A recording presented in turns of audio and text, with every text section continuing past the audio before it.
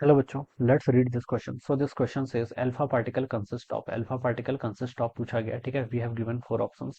तो देखिए बच्चों, इस क्वेश्चन का की कॉन्सेप्ट आप क्या लिख सकते हैं. The key concept of this question is alpha particle ही लिख लीजिए. क्या लिख लीजिए? Alpha particle. अल्फा पार्टिकल बच्चों होता क्या है? हीलियम एटम का जो न्यूक्लियस होता है उसे हम अल्फा पार्टिकल बोलते हैं. क्या होता है?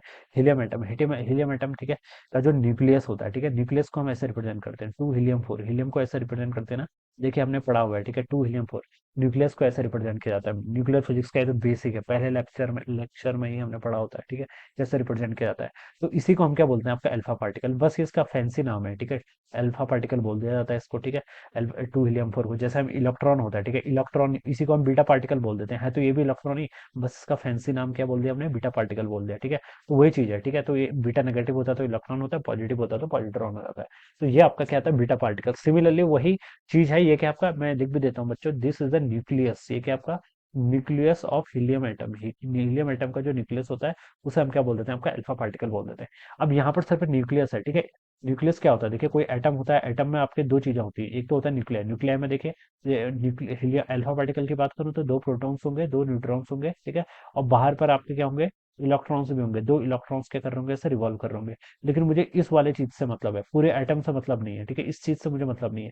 तो इलेक्ट्रॉन से मैं इंटरेस्टेड नहीं हूँ. न्यूक्लियर फिजिक्स में हम इलेक्ट्रॉन पे कभी भी इंटरेस्टेड होंगे ही नहीं, ठीक है, क्योंकि nuclear physics is the study of the nucleus only. अगर हम एटॉमिक फिजिक्स की बात करते हैं तब हम पूरे एटम की बात करते हैं. But in case of the nuclear physics we are only interested in the positive charge, या फिर जो उसका मास होता है, मास वाले पार्ट पर इंटरेस्टेड है, ठीक है. अल्फा पार्टिकल कंसिस्ट ऑफ, तो अल्फा पार्टिकल में बच्चों क्या है? देखिए यहाँ पर ये क्या बताता है आपको? जैसे कोई न्यूक्लियस होता है, इसको हम ऐसे लिखते हैं ना, x Z A. Here Z tells about the number of proton. Z क्या बताता है आपको यहाँ पर? नंबर ऑफ प्रोटॉन्स बताता है, ठीक है. और ए क्या होता है आपका? ए आपका मास नंबर होता है. ए क्या होता है आपका? Mass number. या फिर इसको ऐसे बोलते हैं, नंबर ऑफ प्रोटॉन्स प्लस आपका number of neutron. Z plus N से इसको रिप्रेजेंट किया जाता है, ठीक है. ये आपका ए क्या आपका मास नंबर है, ठीक है. अब यहाँ पर से देखिए इसमें क्या है? दो मुझे पता चलना है, यहाँ पर नंबर ऑफ प्रोटॉन्स है कितने? 2, ठीक है. यहाँ पर 4 क्या है? Z plus N. यानी कि यहाँ से मैं क्या लिख सकता हूँ? देखिए 2 प्रोटॉन्स हैं plus number of neutron is equal to 4. तो यहाँ से नंबर ऑफ न्यूट्रॉन्स भी कितने हैं? 2. तो 2 प्रोटॉन 2 न्यूट्रॉन, वो तो मुझे वैसे ही पता था, ठीक है. तो बता सकता हूँ जो आपका अल्फा पार्टिकल होता है या फिर हीलियम एटम का जो न्यूक्लियस होता है, उस पर 2 प्रोटॉन्स होंगे और 2 न्यूट्रॉन्स होंगे. तो जो फर्स्ट वाला ऑप्शन है वो इसका ट्रू हो जाएगा, ठीक है.